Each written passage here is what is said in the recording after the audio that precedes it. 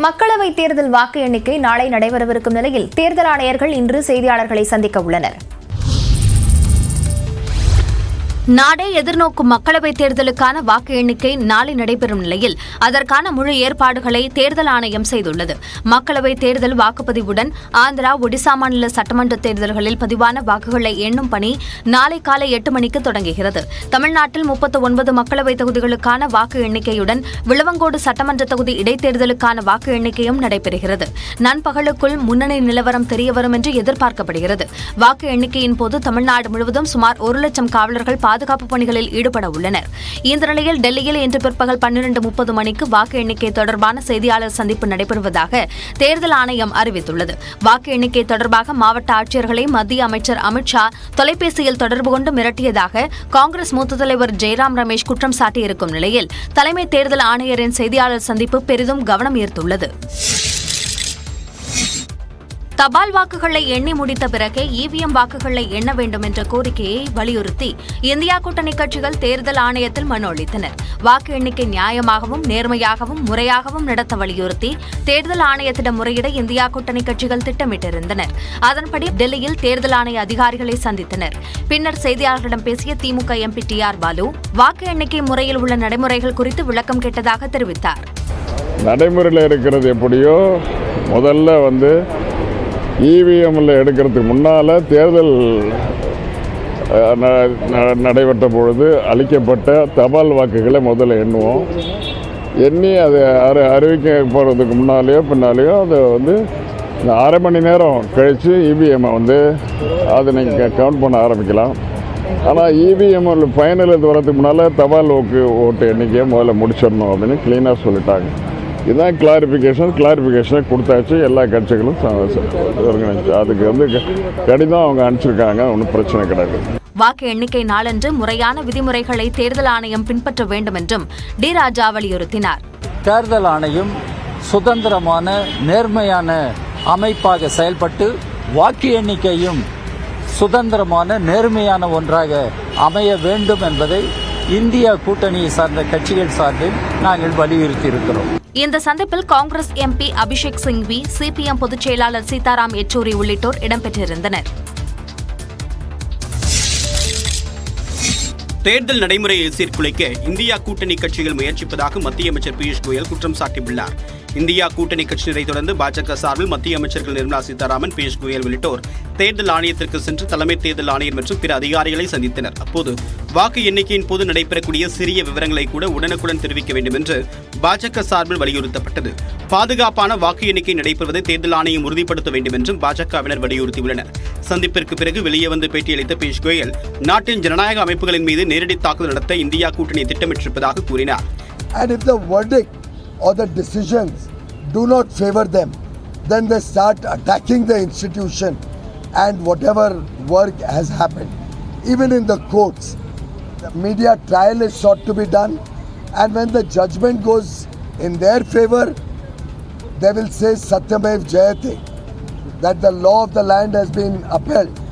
And if the judgment goes against them, they will castigate and raise suspicions against the very high office of the Indian judiciary. தேர்தல் நடைமுறையை சீர்குலைப்பவர்கள் மீது கடும் நடவடிக்கை எடுக்க வேண்டும் என்று தேர்தல் ஆணையத்திடம் வலியுறுத்தியதாகவும் பியூஷ் கோயல் தெரிவித்துள்ளார். இந்நிலையில் டெல்லியில் திங்கட்கிழமை மதியம் 12:30 மணிக்கு வாக்கு எண்ணிக்கை தொடர்பான செய்தியாளர் சந்திப்பு நடைபெறுவதாக இந்திய தேர்தல் ஆணையம் தெரிவித்துள்ளது. அருணாச்சல பிரதேசத்தில் ஆளும் கட்சியான பாஜக ஆட்சியை தக்க வைத்துள்ளது. அருணாச்சல பிரதேச சட்டப்பேரவை தேர்தலில் பாஜக 46 இடங்களை கைப்பற்றி ஆட்சியை தக்க வைத்துள்ளது. மக்களவைத் தேர்தலுடன் சேர்த்து ஆந்திரா, ஒடிசா, அருணாச்சல பிரதேசம், சிக்கிம் ஆகிய 4 மாநிலங்களில் சட்டப்பேரவை தேர்தலும் நடைபெற்றது. இதில் அருணாச்சல பிரதேசம், சிக்கிம் மாநில சட்டப்பேரவை தேர்தலுக்கான வாக்கு எண்ணிக்கை நடைபெற்றது. அருணாச்சலில் மொத்தமுள்ள 60 சட்டமன்ற தொகுதிகளில் 10 தொகுதிகளில் பாஜக வேட்பாளர்கள் ஏற்கனவே போட்டியின்றி தேர்வு செய்யப்பட்டனர். இதனையடுத்து மீதமுள்ள 50 தொகுதிகளில் பதிவான வாக்குகள் எண்ணப்பட்டன. இதில் ஏற்கனவே வென்ற 10 இடங்களையும் சேர்த்து பாஜக 46 தொகுதிகளில் வெற்றி பெற்றுள்ளது. தேசிய மக்கள் கட்சி 5 இடங்களிலும் தேசியவாத காங்கிரஸ் கட்சி 3 இடங்களிலும் வெற்றி பெற்றுள்ளன. அருணாச்சல் மக்கள் கட்சி 2 இடங்களிலும், சுயேட்சைகள் 3 இடங்களிலும் வெற்றி பெற்றனர். காங்கிரஸ் கட்சி ஒரே ஒரு சட்டமன்ற தொகுதியை பிடித்தது. அருணாச்சல பிரதேச மக்களுக்கு நன்றி கூறியுள்ள பிரதமர் மோடி, மாநிலத்தின் வளர்ச்சிக்காக பாஜக பாடுபடும் என்று உறுதியளித்துள்ளார். இந்த வெற்றியின் மூலம் ஆட்சிக்கு எதிரான மனநிலை இல்லை என்பது நிரூபணம் ஆகியிருப்பதாக அருணாச்சல பிரதேச முதலமைச்சர் பெமா காண்டு தெரிவித்துள்ளார். சிக்கிம் மாநில சட்டப்பேரவைத் தேர்தலில் 31 இடங்களில் அமோக வெற்றி பெற்று சிக்கிம் கிராந்திகாரி மோர்ச்சா ஆட்சியை தக்க வைத்துள்ளது. சிக்கிம் மாநிலத்தில் மொத்தமுள்ள 32 சட்டப்பேரவை தொகுதிகளுக்கு தேர்தல் நடைபெற்றது. அதில் பதிவான வாக்குகள் பலத்த பாதுகாப்புடன் எண்ணப்பட்டன. இதில் ஆளும் சிக்கிம் கிராந்திகாரி மோர்ச்சா 31 தொகுதிகளில் வெற்றி வாகை சூடியது.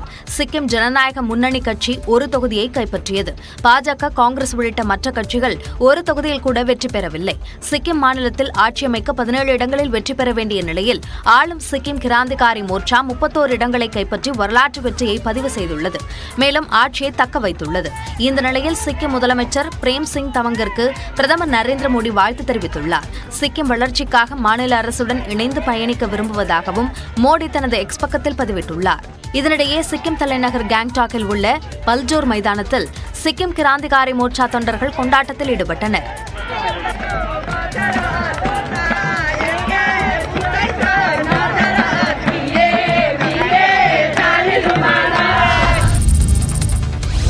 மக்களவைத் தேர்தல் முடிவுக்கு பிறகு புதிய அரசு அமைந்ததும் 100 நாட்களில் செயல்படுத்த வேண்டிய திட்டங்கள் குறித்து பிரதமர் நரேந்திர மோடி ஆய்வு மேற்கொண்டார்.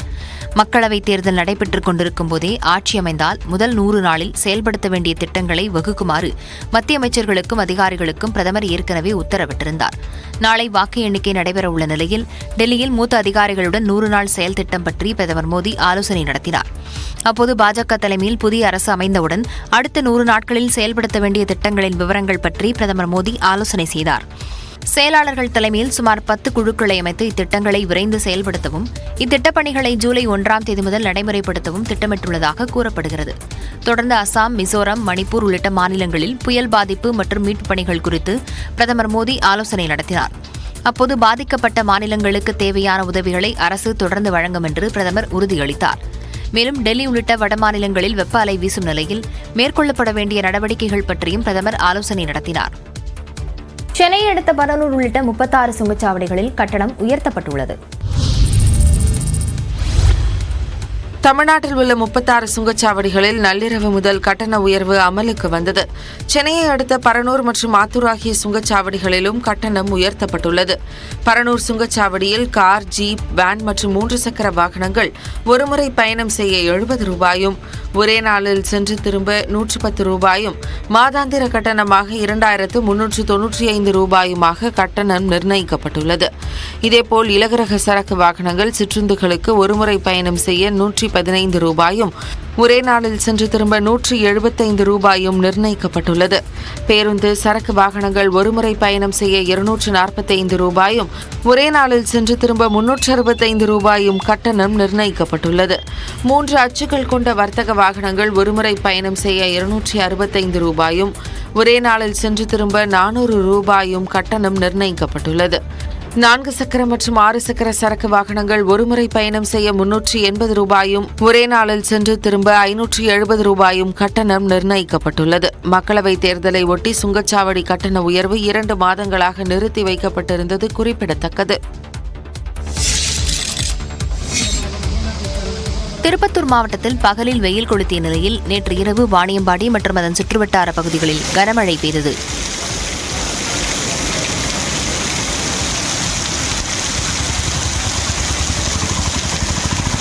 திருப்பூர் மாநகராட்சி பகுதிகளில் பலத்த காற்றுடன் கனமழை பெய்ததால் வெப்பம் தணிந்தது.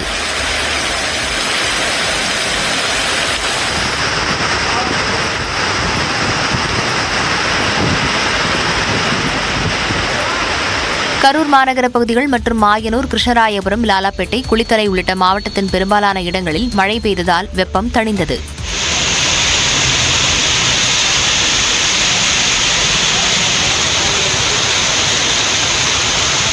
குளிர்ச்சியான சூழ்நிலை நிலவியதால் பொதுமக்கள், விவசாயிகள் மகிழ்ச்சியடைந்தனர்.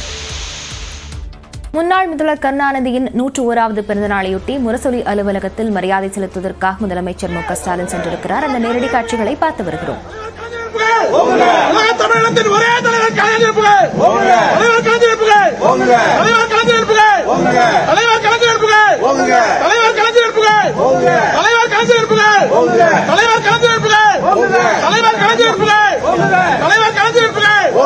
தலைவர் கலைஞர் புகழ்!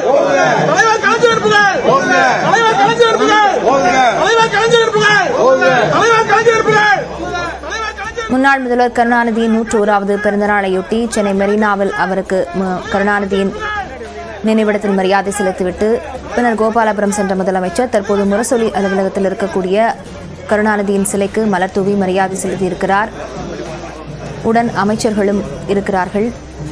நேரடி காட்சிகளை பார்த்து வருகிறோம். முரசொலி அலுவலகத்தில் உள்ள கருணாநிதியின் சிலைக்கு மரியாதை செலுத்தியிருக்கிறார் முதலமைச்சர்.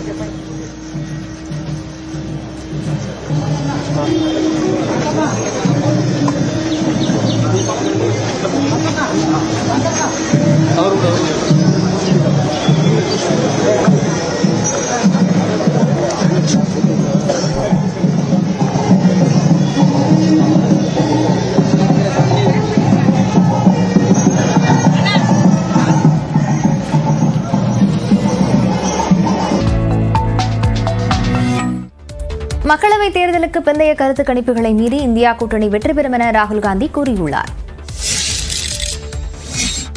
தேர்தலுக்கு பிந்தைய கருத்து கணிப்பு ஒரு கற்பனையான கருத்து கணிப்பு என்றும் இந்தியா கூட்டணி 295 இடங்களில் வெல்லும் எனவும் காங்கிரஸ் எம்பி ராகுல் காந்தி தெரிவித்துள்ளார். மக்களவைத் தேர்தல் சனிக்கிழமை நிறைவு பெற்ற நிலையில் அதன் பிறகு வெளியான கருத்து கணிப்பில் பாஜக தலைமையிலான தேசிய ஜனநாயக கூட்டணி பெரும்பாலான இடங்களை வெல்லும் என முடிவுகள் வெளியாகின. இந்நிலையில் டெல்லியில் உள்ள காங்கிரஸ் தலைமை அலுவலகத்தில் கூட்டம் நடைபெற்றது. இதில் காங்கிரஸ் எம்பி ராகுல் காந்தி, அக்கட்சியின் தலைவர் மல்லிகார்ஜுன கார்கே உள்ளிட்டோர் கலந்து கொண்டனர். காங்கிரஸ் மக்களவை வேட்பாளர்கள் காணொலி வாயிலாக பங்கேற்றனர். இதில் தேர்தல் வாக்கு எண்ணிக்கை உள்ளிட்டவை குறித்து ஆலோசிக்கப்பட்டதாக தெரிகிறது. கூட்டத்திற்கு பிறகு செய்தியாளர்களை சந்தித்த ராகுல் காந்தி தேர்தலுக்கு பிந்தைய கருத்து கணிப்பு குறித்து காட்டமாக பதிலளித்தார். इसका नाम एग्जिट पोल नहीं है, इसका नाम मोदी मीडिया पोल है. ये मोदी जी का पोल है, फैंटेसी पोल है उनका. Thank you. कितनी सीटें आ रही हैं आपके हिसाब से? सिद्धू मूसेवाला का सॉन्ग सुना आपने? 295. மக்களவைத் தேர்தலில் இந்தியா கூட்டணியின் வெற்றி உறுதி என்றும் ராகுல் காந்தி தெரிவித்தார். தமிழ்நாட்டில் தாமரை மலர இடமே இல்லை என்று விடுதலை சிறுத்தைகள் கட்சியின் தலைவர் திருமாவளவன் தெரிவித்துள்ளார். தாமரை மலர்வதற்கு தமிழ்நாட்டில் இடமே இல்லை.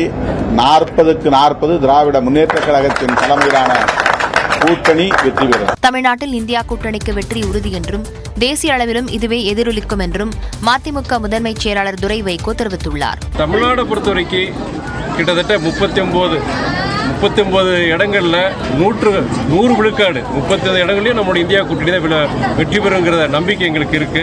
கருத்து கணிப்பு என்ற பெயரில் பாஜகவின் கருத்து திணிப்பு முயற்சியும் முறியடிக்கப்படும் என மார்க்சிஸ்ட் கம்யூனிஸ்ட் மாநில செயலாளர் கே பாலகிருஷ்ணன் தெரிவித்தார். தேர்தலுக்கு பின்னான கருத்து கணிப்பு என்கிற முறையில் ஒரு கருத்து திணிப்பை அவர்கள் செய்து கொண்டிருக்கிறார்கள். நிச்சயமாக பாஜகவுடைய கடைசி முயற்சியையும் இந்த நாட்டு மக்கள் முறியடிப்பார்கள். மத்தியில் ஆட்சி மாற்றம் உருவாகும் என்றும் அவர் கூறினார்.